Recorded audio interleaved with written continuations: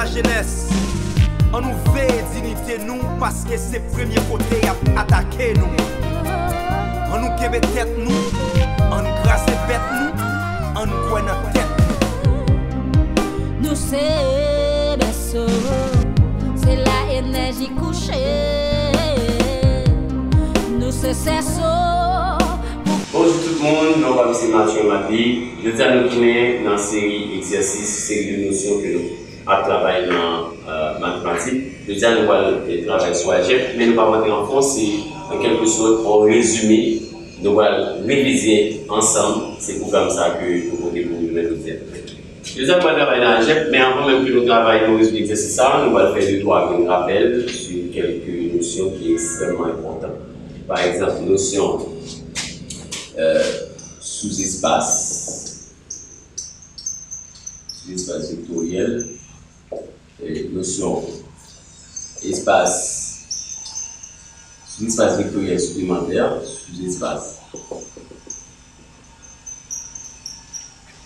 vectoriel supplémentaire.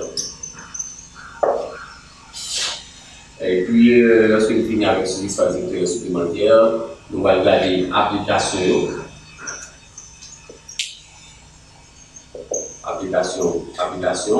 Dans l'application que nous allons regarder, nous allons regarder noyau, nous allons regarder image. Okay. Et puis, nous allons passer sur projection vectorielle. Et puis, nous allons symétrie vectorielle.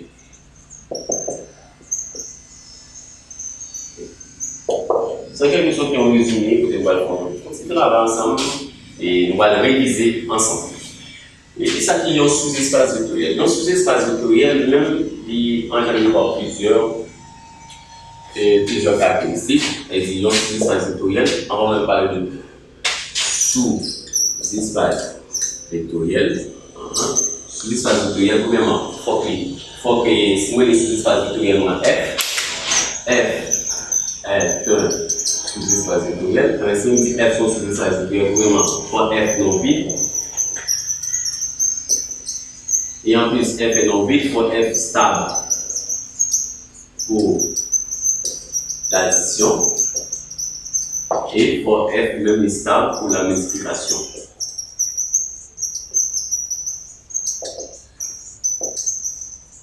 Okay. Mais si F est non vide, et du coup, F est stable pour l'addition et F est stable pour la multiplication, en même cas dit que F même sont sous l'espace vectoriel. Ou sinon, on peut toujours considérer que F est non vide, et après, au lieu de dire F est stable pour l'addition et F est stable pour la multiplication, on peut dire directement que F lui-même c'est stable, et si F est stable par combinaison linéaire. Mais si F même est stable par combinaison linéaire, et puis F est non vide, alors F est un sous-espace vectoriel. Ensuite, nous allons prendre la somme de deux sous-espaces vectoriels. Okay?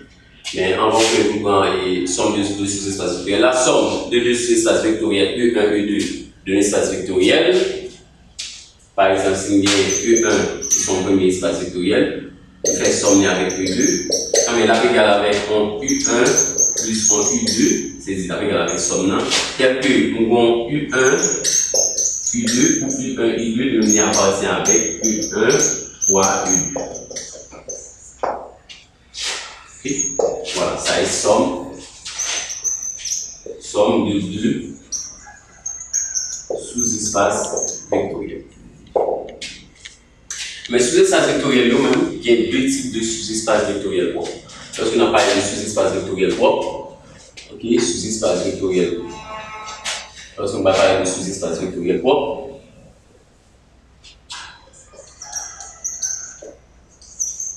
on va prendre deux types de sous-espaces vectoriels propres. Premier, c'est la droite vectorielle.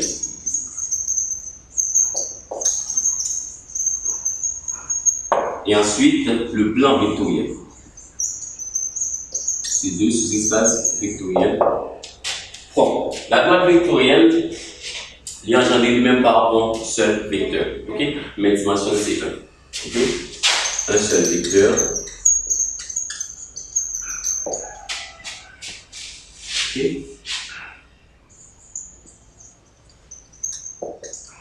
dimension 1. Mais non espace vectoriel, dimension c'est 2. Ok? Non espace vectoriel, dimension c'est 2. Et équation cartésienne elle-même est de la forme ax plus by égale à 0. La première équation, son équation cartésienne.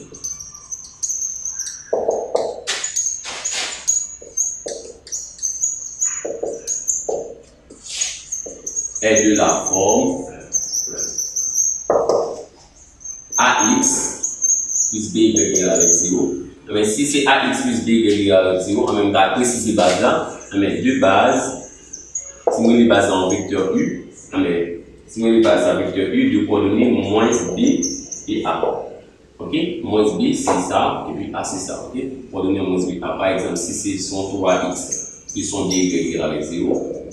Si on a des vecteurs A, c'est U, là-bas, c'est que ça, c'est moins 2, et puis 3. Ok? Ensuite, nous allons prendre ça qui a à voir avec le plan vectoriel. Le plan vectoriel elle-même est engendré par deux vecteurs, et puis il par deux vecteurs. Le plan vectoriel par deux vecteurs, dimension 2. Okay. Voilà, et si nous avons un plan vectoriel sur la forme d'équation, qui paraît sur la forme d'équation, équation de la forme,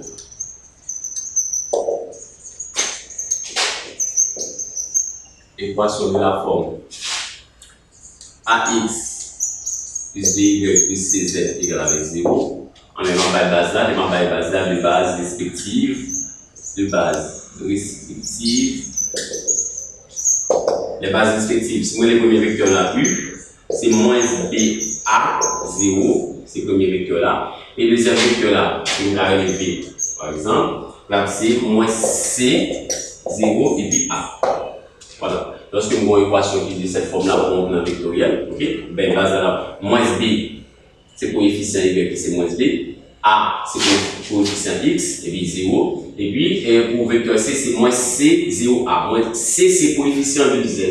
Et puis 0, A, c'est coefficient de X. Ok? Mais premièrement, c'est que nous assez clair sur ça qui a à voir avec les sous-espaces vectoriels. On a assez parlé directement dans ça qui a à voir avec les sommes, lorsqu'on parle de sommes directes, lorsqu'on a le nombre qui est en somme directe. Ok? Deux sous-espaces vectoriels, on a parlé de somme directe. Là, on dit E1 et E2 est dit en somme directe, est dit somme directe. C'est si et seulement si intersection E1 égale E2. Ok? Mais E1, intersection E1 égale E2 égale avec vecteur nul dans U. U, c'est notre espace vectoriel. Ok? C'est espace vectoriel que définit. Mais intersection U égale avec vecteur nul dans U. Mais si intersection égale avec vecteur nul dans U, on m'a dit U1 plus U2, la somme U1 et U2 est dite directe. Ok? Ça est somme directe U1 et U2 sous espace vectoriel, mais on dirait que c'est l'intersection égale avec vecteur nul dans U. On a le plan et deux sous-espaces vectoriels. Je vais effacer ici. Ok? Je vais effacer ici. On a le plan deux sous-espaces vectoriels supplémentaires. Quand est-ce que deux sous-espaces vectoriels sont supplémentaires? Deux sous-espaces vectoriels sont supplémentaires. On va dire espace vectoriel supplémentaire. Deux sous-espaces vectoriels supplémentaires. C'est dans le premier sous-espace E1 et E2. Si au supplémentaire, c'est premièrement, comme il y a deux conditions. La première condition, il faut que direct, mais si au direct, c'est que E1 et E2 somme à niveau direct, ce qui implique directement que E1 inter E2 égale avec vecteur nul dans U. Même si vecteur nul dans U, on va choisir vecteur nul dans U, on va avec ça, mais j'ai même, ou bien E, ça me là, c'est l'espace vectoriel que je travaille là. Et deuxième condition, il faut E E1 plus E2 est égal avec E. Ok? C'est-à-dire qu'il faut E1 plus E2 lui-même est égal avec E. Même cas dit dimension pour dimension E1, c'est exactement ça. Dimension E2 est égal avec dimension de E. Okay. Dès que nous avons ensemble direct et ensuite dimension E1, dimension E2 égale avec dimension espace vectoriel de on dit E1 et E2, ce sont deux sous-espaces vectoriels supplémentaires. Ok? Premièrement, c'est clair que ça a à voir avec sous-espace vectoriel supplémentaire, c'est clair jusqu'à présent. On a voir directement ça qui a à voir avec projection et symétrie vectorielle. Ok? Ok, on a nous donné, on va travailler sur projection et symétrie vectorielle. Projection vectorielle tout d'abord.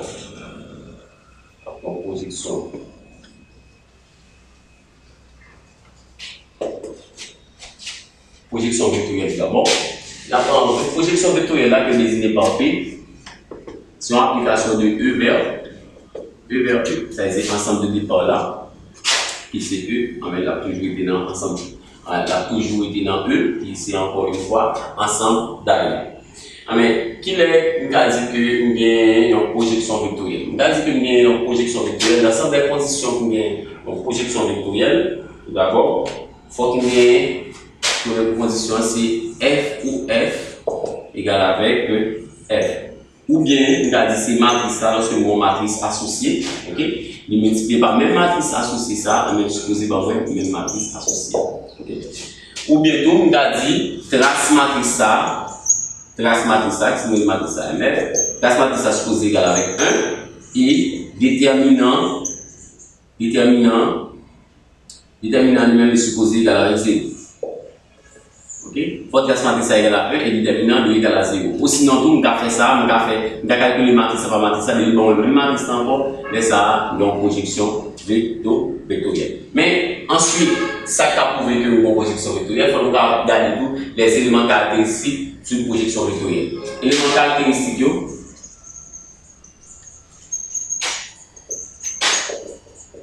éléments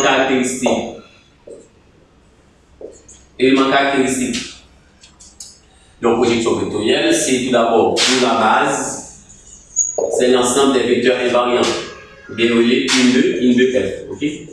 C'est l'ensemble des vecteurs invariants. M2F. L'ensemble des vecteurs invariants. C'est l'ensemble des vecteurs invariants. L'ensemble des vecteurs invariants. La base, premièrement, la caractéristique, c'est la base, et deuxièmement, c'est la direction. Premièrement, la base, et ensuite, c'est la direction. La direction, et c'est le noyau. Hein.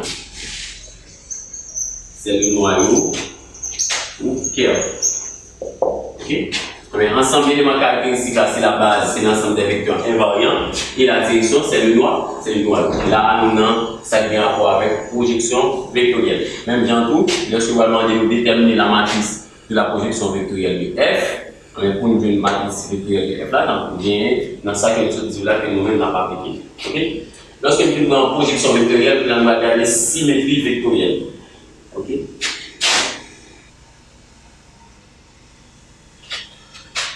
Symétrie vectorielle. Dès qu'on parle de symétrie vectorielle, c'est toujours S, c'est une application. S même sur application de E dans E. Ok? C'est même ensemble de départ là, qui définit dans le même ensemble là, ensemble de départ ensemble là, il est aussi défini encore dans le même ensemble. Mais pour montrer que une projection symétrie vectorielle, première condition, c'est matrice que matrice S de symétrie vectorielle là, par matrice S égale avec matrice I de E. C'est la matrice unitaire ou la matrice identité de E. Ou bien quasi S ou S égale avec I de E. Pour bien une condition que nous avons posée, ok? C'est classe matrice là. La matrice là, le premier égal avec 0 et déterminant égal à moins 1. La condition. La matrice là, égal à 0, bien déterminant égal à moins 1, pour bien la passer de ce côté-là. Même genre pour éléments caractéristiques de projection vectorielle, nous avons un ensemble d'éléments caractéristiques tout dans symétrie vectorielle. Ensemble d'éléments caractéristiques.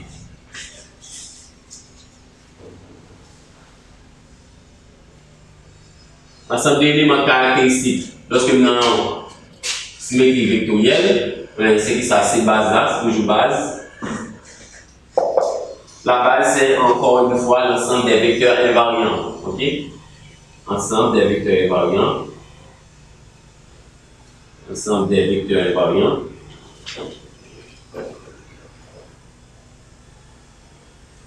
Et la direction. Ok? Et la direction, qui est l'ensemble des vecteurs. L'ensemble des vecteurs changés en son opposé.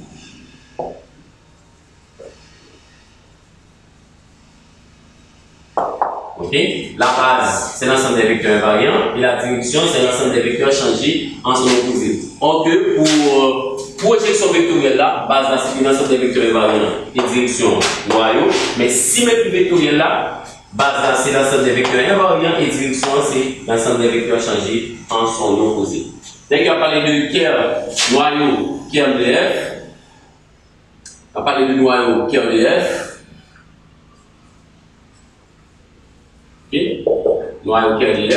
C'est d'abord pour quel que soit, pour tout vecteur, on a le vecteur U de coordonnées X, Y, Z, okay, qui appartient avec, avec un espace, tel que F de U est supposé égal avec vecteur nul dans l'espace que je travaille. Okay.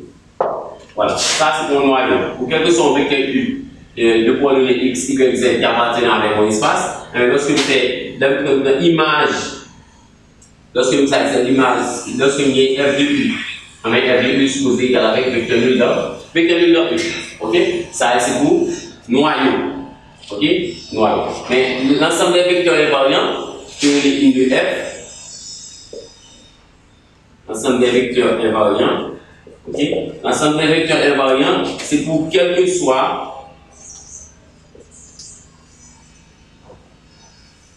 un vecteur, par exemple, d'abord vecteur U là, de coordonnées X, Y, Z, qui n'en même plus encore, il ne va pas changer. Parce que l'ensemble des vecteurs invariants, il m'a bien, c'est F de U égale encore U.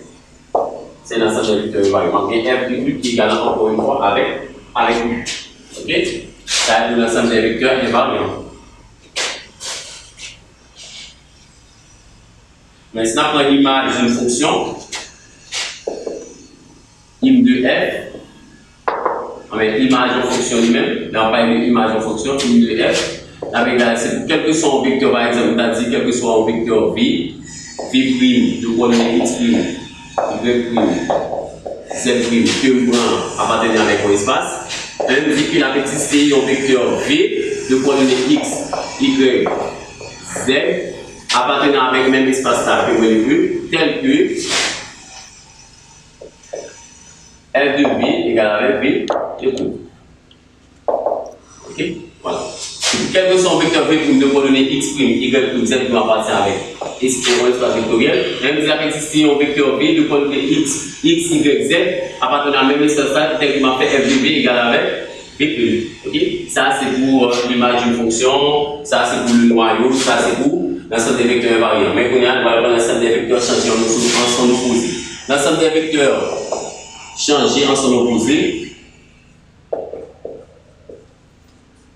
L'ensemble des vecteurs changés en son opposé. Passez de ce côté-là. Voilà.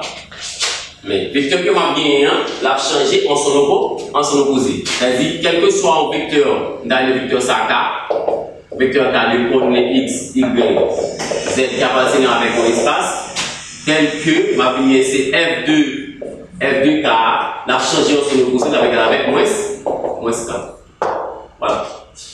Et je pense que c'est ça que nous devons dans ça vient à voir avec théorie. On a mis toute théorie sur la qualification pour nous entrer en application pour résoudre l'exercice ça. Donc voilà.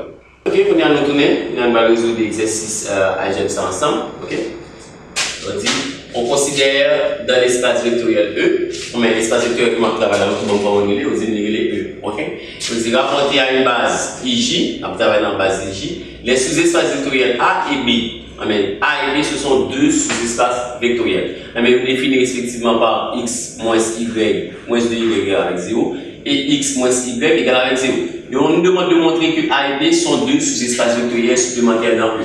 Ok? Comme nous avons parlé déjà de ça, sous-espaces vectoriels et supplémentaires, ou même pas regarder une vidéo comme ça déjà que nous avons fait, et nous conseillons à regarder tout d'abord. Amen. On a là pour montrer que A et B sont deux sous-espaces vectoriels. Allez-y.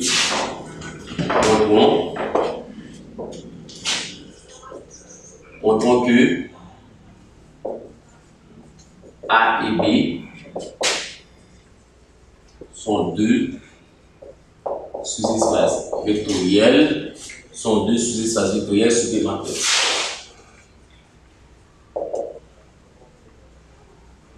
Amen. A et B sont deux sous-espaces vectoriels. A et B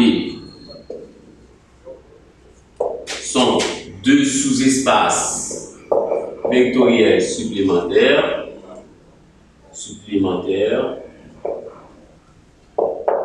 C'est si et seulement si, ok, A inter B égale avec vecteur nul dans E, ok, parce que vecteur et espace vecteur qui va travailler là, espace vecteur qui va travailler là, l'unité E, mais A inter B égale avec vecteur nul dans E, premièrement, et deuxièmement, il faut qu'on ait A plus B égale avec E. On va travailler premièrement, A inter B égale avec vecteur nul dans E. Nous connaissons déjà x moins 2y égale avec 0, c'est pour vecteur, c'est vecteur pour A, c'est la droite d'équation pour ces espaces vectoriels A, et B lui-même, j'ai lui-même par x moins y, la pose 0 pour 1, c'est x moins 2y égale avec 0, et x moins y égale avec 0. Même moi l'intersection, ok? Moi l'intersection c'est facile, on va résoudre l'équation ça et puis la même intersection. Pour résoudre l'équation ça là, on va multiplier première équation par moins 1. C'est multiplier première équation par moins 1. Première équation moins ça 1, moins ça 2. Donc première équation multipliée par moins 1, mais ça me fait moins x plus 2y égale avec 0. Et mettez x sur x moins y égale avec 0, mais ça fait, mais ça annulé. 2y moins y, ça fait y égale avec 0. Maintenant, en connaissant la valeur de y, on a calculé la valeur de x. En connaissant la valeur de y, on calcule la valeur de x. Y là, on pose dans l'équation là, comme c'est x moins 2y égale avec 0. On pose la valeur de y qui c'est 0. Là, on sait x moins 2 par 0 égale à 0. Mais x moins 2 par 0, ça fait 0. Puisque vous résoudez l'équation, on gagne x égale avec 0 et y égale à 0. Mais A inter B,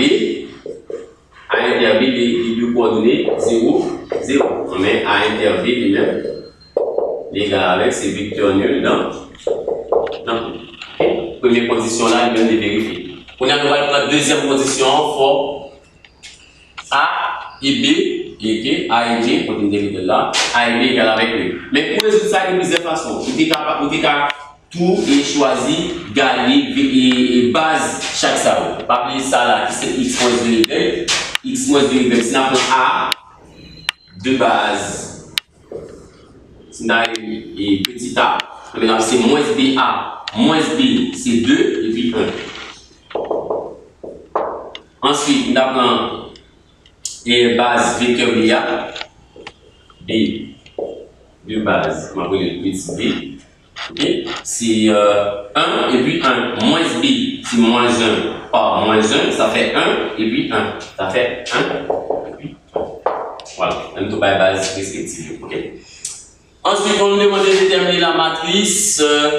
On nous demande de déterminer la matrice de la projection vectorielle f de E sur A et de direction B. Alors, puisque moi, je vais matrice A, c'est extrêmement facile.